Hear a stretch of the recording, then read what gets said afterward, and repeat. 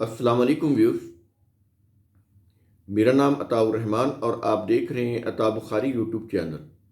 قرآن کریم کی مسلسل ایکسپوزیشن کے سلسلہ میں آج ہم سورہ الانعام کی آیت نمبر 77 کی ایکسپوزیشن کریں گے۔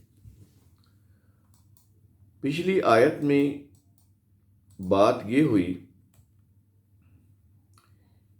کہ جب رات کی تاریکی چھا گئی اور ایک ستارہ نمودار ہوا تو ابراہیم نے کہا کہ اچھا، اسے تم کہتے ہو کہ یہ میرا رب ہے؟ پھر جب وہ ستارہ غروب ہو گیا تو ابراہیم نے کہا کہ میں غائب ہونے والوں سے محبت نہیں کرتا، میں اس کو رب نہیں مانتا۔ تو یہاں پر ایک بات ہوئی ستارہ کی، سٹار کی۔ اب آگے بات ہو رہی ہے قمر کی، چاند کی۔ الفاظ ہیں سورہ الانعام آیت نمبر 77۔ کیا یہ رہا ہے؟ فَلَمَّا رَأَى الْقَمَرَ بَازِغًا، پھر جب اس ابراہیم نے چاند کو چمکتا ہوا دیکھا۔ یہ بازغن کا مطلب ہوتا ہے چمکتا ہوا۔ پھر جب اس ابراہیم نے چاند کو چمکتا ہوا دیکھا، ظاہر ہے پھر رات ہوئی، چاند نمودار ہوا اور وہ آب و تاب کے ساتھ چمک رہا تھا۔ جب ابراہیم نے اس کو دیکھا تو اگلے الفاظ ہے، کہتا ہے کالا، تو اس نے کہا، کیا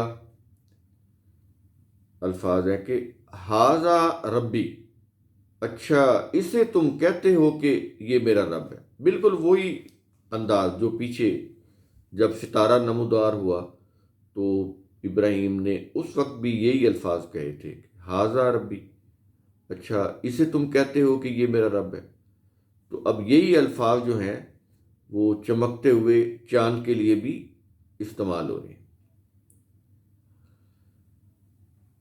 پھر اس کے بعد کہتا ہے فلما افلا، پھر جب وہ غروب ہو گیا، وہ چمکتا ہوا چاند جب غروب ہو گیا تو پھر کیا ہوا؟ آگے کہتا ہے کہ کالا، تو اس ابراہیم نے کہا، کیا یہ رہا ہے کہ لَئِن لَّمْ يَهْدِنِي ربی، اگر میرے رب نے مجھے رہنمائی نہ دی۔ اندازہ لگائیں، اگر میرے رب نے مجھے رہنمائی نہ دی تو پھر آیت کے آخر میں کیا یہ رہا ہے؟ لَأَكُونَنَّ مِنَ الْقَوْمِ الضَّالِّينَ، تو یقیناً میں گمراہ قوم میں سے ہو جاؤں گا۔ یہ نبی کے الفاظ ہیں، ابراہیم کے، جن کی اولاد سے ہزاروں پیغمبر پیدا ہوئے ہیں۔ اب یہ ان کے الفاظ ہیں کہ اگر اللہ نے رہنمائی نہ دی تو یقیناً میں گمراہ قوم میں سے ہو جاؤں گا۔ نبی کی یہ صورتحال ہے، یہ نبی کا اقرار ہے، اعتراف ہے کہ بچانے والی جو چیز ہے گمراہی سے وہ کیا ہے؟ اللہ کی ہدایت۔ اللہ کی ہدایت کہاں ہے؟ اس کی کتاب کے اندر، کسی مذہبی کتاب کے اندر نہیں، کسی مسلک کی کتاب کے اندر نہیں، کسی فرقہ کی کتاب کے اندر نہیں، روایات کی کتب کے اندر نہیں، کتب تفاسیر، کتب تاریخ اس کے اندر نہیں ہوتی، کتب سیرت میں نہیں ہوتی۔ کس میں ہوتی ہے؟ اللہ کی کتاب کے اندر۔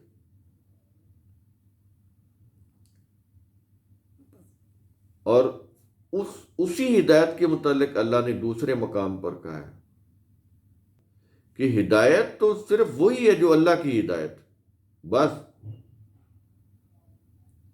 انسان جن چیزوں کو ہدایت سمجھتے ہیں اور آگے پرچار کرتے ہیں وہ تو مذہب کی چیزیں ہیں۔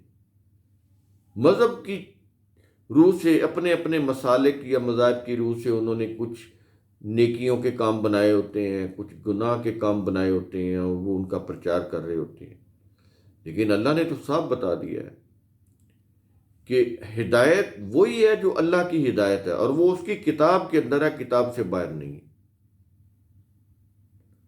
جس کے متعلق ابراہیم کہہ رہے ہیں کہ اگر وہ مجھے نہ ملی ہوتی تو یقیناً میں گمراہ قوم میں سے ہو جاتا۔ آج بھی یہی چیز ہے۔ یہ تو نبی ہے نا جس کے اوپر وحی آ رہی تھی، ہمارے اوپر تو کوئی وحی نہیں، ہمارے سامنے تو کتاب ہے جو ہم نے بند کر کے رکھی ہوئی ہے۔ زندگی کے جتنے بھی معاملات ہیں ان میں کوئی ایک بھی ایسی چیز نہیں ہے جو کتاب اللہ کے مطابق ہو۔ جتنی بھی ہماری زندگی کے شغل ہیں، ہمارے تہوار ہیں، وہ سارے کے سارے کوئی ایک بھی ان میں سے چیز جو ہے تہوار کی ہو یا ہمارے عام جو چیزیں ہیں، نکاح کی، طلاق کی، وراثت کی، یہی چیزیں ہیں نا جو شب و روز جن کے ساتھ ہمارا واسطہ پڑتا ہے، عدالت سے متعلق ہوں، کوئی بھی چیز، کوئی بھی آپ دیکھ لیں، عید، تہوار کوئی بھی ہو، سب کے سب یہ مذہبی کتابوں کے مطابق ہیں، کوئی ایک بھی چیز قرآن کے مطابق نہیں۔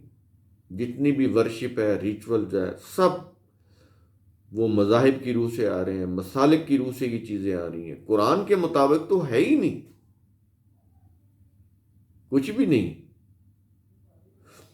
اور اس کے اوپر جو سب سے زیادہ جو خطرناک چیز ہے وہ یہ کہ ہم اس کو دین سمجھ رہے ہیں، اللہ کا دین سمجھ رہے ہیں، مذہبی پیشواؤں کی بنائی ہوئی چیزیں، اور اس کو ہم اللہ کا دین سمجھ کر عمل کر رہے ہیں، جن کو قرآن کہتا ہے کہ حابطۃ اعمالہم، ضائع ہو گئے ان کے اعمال، کیونکہ وہ اللہ کے قوانین کے مطابق نہیں تھے، تو ضائع ہو گئے، وہ کتنے ہی بظاہر اچھے کیوں نہ۔ جو شخص کوئی ریچول کر رہا ہے تو اچھا سمجھ کے کر رہا ہے نا، جو شخص اپنے مسلک کی روح سے ورشپ کر رہا ہے تو اچھا نیکی کا کام سمجھ کے کر رہا ہے نا، تو وہ چیز کتاب اللہ میں ہے نہیں، تو پھر اس دنیا کی زندگی وہ بھی تباہ ہو گئی، اور آخرت کی زندگی میں بھی کوئی ہاتھ نہ آیا، میزان خالی، پلڑا خالی۔ تو سوچئے ذرا کہ جن چیزوں کو ہم دینی سمجھ رہے ہیں، اچھا سمجھ رہے ہیں، نیکی والی چیزیں سمجھ رہے ہیں، یہ ضروری سمجھا ہوا ہے، ریچول کی چیزیں ہیں، یا ایسے جو جانور قربان کرنا ہے قربانی کے اوپر، اس طرح کی چیزیں اللہ نے تو کہیں حکم نہیں دیا، تو پھر اس کا صلہ اللہ سے تو نہیں ملے گا۔ اور جنہوں نے لگایا ہے مذہبی پیشواؤں نے، وہ تو خود مجرم بن کے کھڑے ہوں گے۔ یہ ایک چیز تو میں نے مثال کے طور پر آپ کے سامنے رکھی نا، ساری جتنی بھی یہ ریلیجس جتنی بھی چیزیں ہم کر رہے ہیں، کوئی ایک بھی قرآن سے ثابت نہیں۔ کوئی گلی، کوئی محلہ، کوئی بستی، کوئی شہر ایسا نہیں جہاں پر مردہ پرستی نہ ہو رہی ہو، مردوں کو نہ پوجا جا رہا ہو۔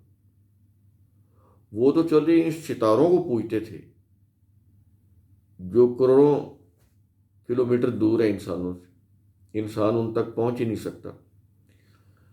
یہ تو جو لوگ مر گئے ہیں، مٹی ہو گئے قبروں میں، ان کو پوج رہے ہیں، ان کی قبروں کے اوپر وہ چڑھاوے چڑھا رہے ہیں، وہاں پر عرس ہو رہے ہیں۔ یہ کیا چیزیں ہو رہی ہیں؟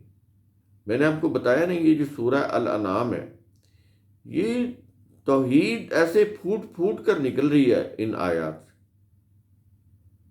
ایسے ایسے گوشے قرآن کریم سامنے لا رہا ہے توحید کو اجاگر کرنے کے لیے اور شرک کو کنڈم کرنے کے لیے۔ اور بیشتر اس میں آپ دیکھ رہے ہیں انبیاء کی بات ہو رہی، انبیاء کی زبان سے اعتراف کرایا جا رہا ہے۔ یہ بڑی قابل غور ہیں یہ آیات۔ یہ ایسا نہیں ہے کہ ہم سن کے ترجمہ پڑھ کے آگے گزر جائیں، یہ سمجھنے کی چیزیں ہیں۔ ورنہ قرآن کریم کوئی شغل کے طور پر تو یہ چیز بیان نہیں کر رہا کہ تارا دیکھا تو کہا کہ اچھا یہ میرا رب ہے، سورج کو چاند کو چمکتے دیکھا تو کہا یہ میرا رب۔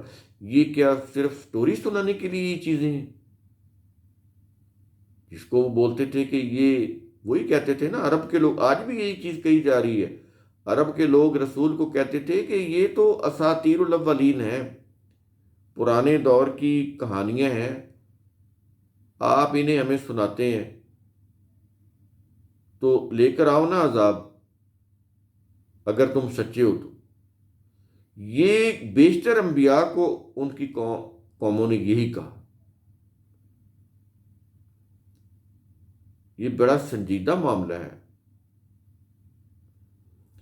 اسی چیز کو آپ یہ دیکھ لیں، یہ چھوٹی چھوٹی آیات ہیں، کتنا لیسن ہے، اگر آپ غور کریں رونگٹے کھڑے ہو جاتے ہیں۔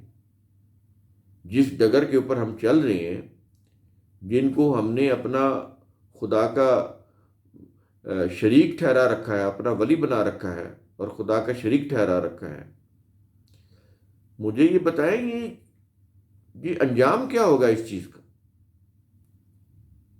اس شرک کا؟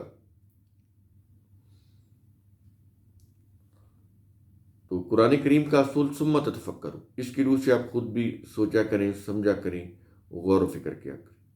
شکریہ۔